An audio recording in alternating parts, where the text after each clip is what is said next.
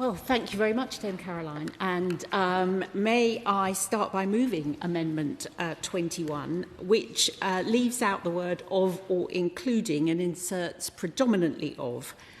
This amendment would narrow the definition of a steel undertaking so that it had to be a business consisting predominantly of the manufacture or processing of steel or iron for the purposes or in connection with the manufacture of steel. If I may, I would like to speak to the other amendments in my name and those of my honourable friends.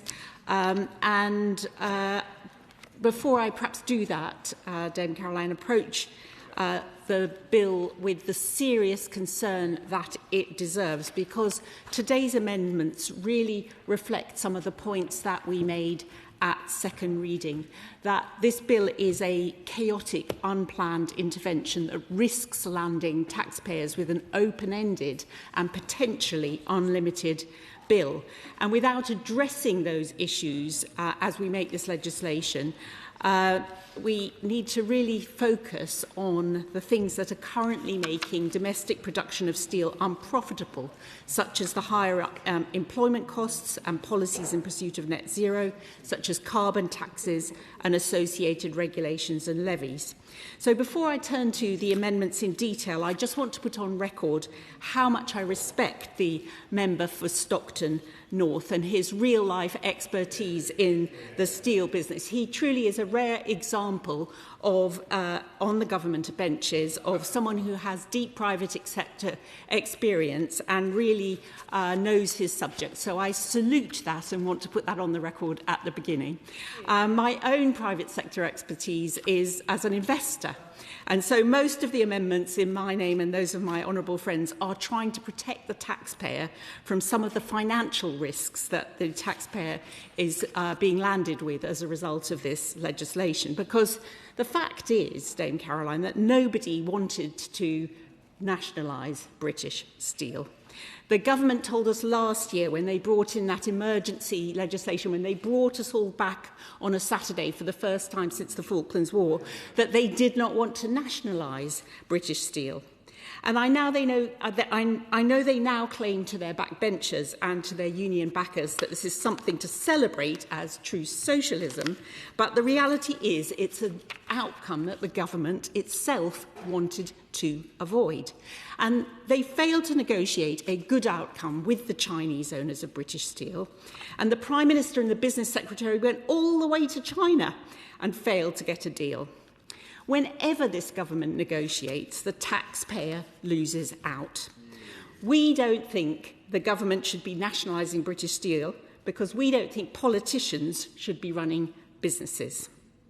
Since the government intervened last year, it has cost taxpayers over £1.3 million every day. This bill is deeply flawed, and it's in the spirit of goodwill that I offer the government the chance to adopt our amendments to it, and I'm sure they will want to agree to them because they're all very sensible. I give way to the other. If I can just correct the record, I've actually been calling for British steel to be nationalised for 7 years. I urged the previous Conservative government not to sell British steel to the Chinese. And if the Conservative government had followed my excellent advice at the time, we wouldn't be in the pickle we're now in. Well, the honourable gentleman has got his point on the record. I give way to my honourable friend. I'm grateful to my right honourable friend. It's interesting the honourable member from Reform actually once again outflanked Labour on socialism, but there we are. As a fellow West Midlands MP, I'm sure she will be as concerned as I am. My constituent, Mr Peter Hughes of Everidge, that is a West Midlands steel manufacturing company, has suggested that whilst these measures are positioned as protecting primary steel production, such as Tata Steel, they're inadvertently undermining the much larger UK steel processing sector. Does she share those concerns? And in particular, while raw material costs are rising, there are no equivalent restrictions on imported finished products. So in fact, this could be seen, inadvertently I accept, as a tax on manufacturing. Certainly it will damage UK manufacturing, Shropshire manufacturing and West Midlands steel manufacturing.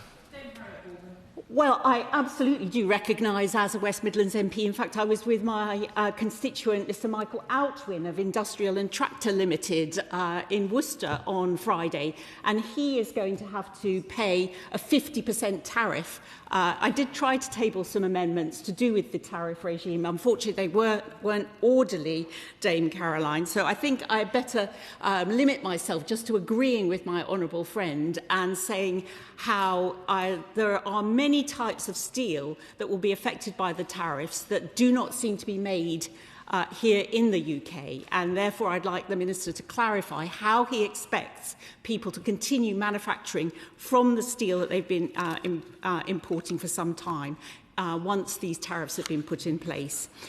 In terms of the amendments that we've tabled here, I'm sure everyone in this House would agree that the bill exposes the taxpayer to unlimited liability as it stands, and it exposes the taxpayer to an unlimited liability for an unlimited length of time, and it expropriates businesses that will deter inward investment into our country. You don't need to have to take my word for it, Dame Caroline. It's also in the government's own impact assessment that one of the potential impacts of this legislation would be that it chills the investment environment in this sector in our country. And so that's why we've tabled the amendments that we've tabled today.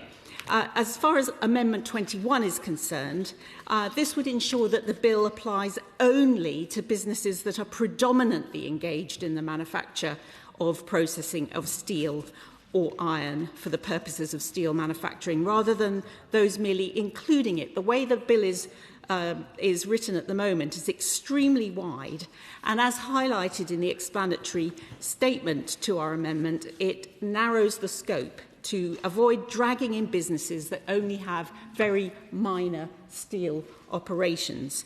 The current drafting is just far too broad and it's indiscriminate, and it could exacerbate that chilling effect on business in this country. So by tightening the definition, and I'm sure the Minister will want to agree to this amendment, it responds to business concerns that the legislation could create collateral damage across supply chains and related sectors. It prevents government overreach and the unintended consequences across the wider industrial base. Turning to Amendment 14, this replaces the words includes but is not limited to with means. It's a subtle difference, but it restricts the public interest test strictly to the listed criteria. As it stands, the public interest test is very widely defined. It would stop ministers who could currently have the powers to expand the definition of public interest at will, ensuring that the trigger for nationalisation is both clearly defined and bounded in law. A vague public interest test increases the risk and makes the UK, again, less attractive to investors, especially in capital-intensive sectors like steel. Our amendment would limit the bill's chaotic, unplanned intervention with no set limits that risks an open-ended chequebook for state control. Amendment 15 requires the Secretary of State to commission an independent assessment, proving nationalisation is in the public interest before exercising transfer powers.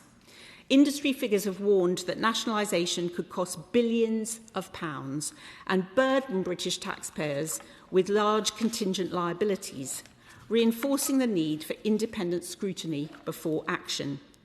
So our amendment introduces an objective check before it potentially allows a multi-billion-pound intervention, ensuring that decisions are based on evidence rather than political expediency.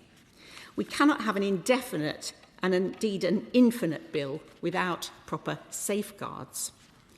Amendment 16 requires that nationalisation can only be considered in the public interest if the National Audit Office determines it delivers value for money for the British taxpayer.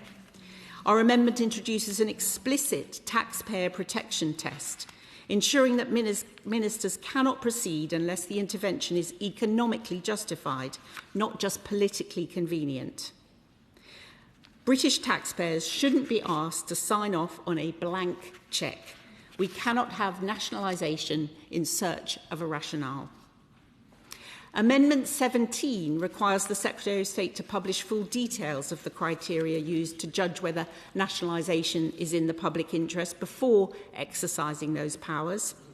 This amendment addresses the unchecked powers and lack of clarity in this bill. It ensures that Parliament and the public can effectively scrutinise the government's reasoning. Amendment 12 removes provisions allowing the government to extend the sunset clause for nationalisation powers. At the moment, these sunset powers can be extended time and time again. It ensures that those extraordinary powers remain strictly time limited. And again, I'm sure the Minister will want to agree to this amendment, because without it, we risk open-ended intervention with no clear exit strategy.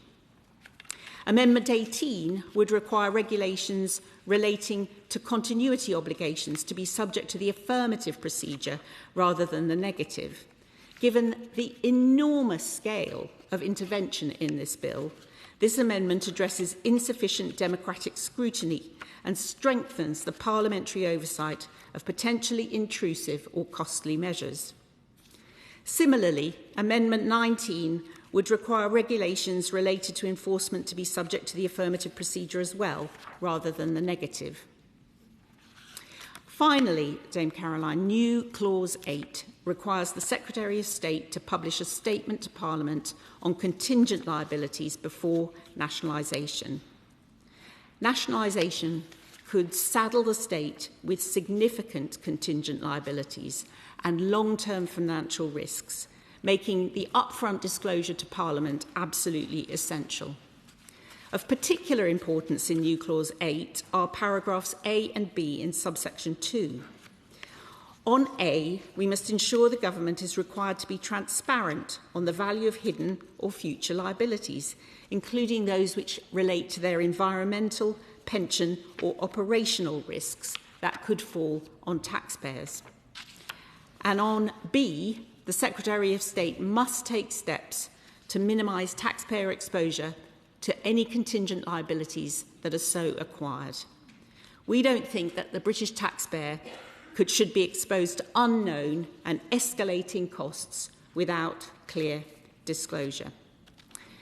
So in conclusion, taken together, our amendments and new clause will hold the government to account.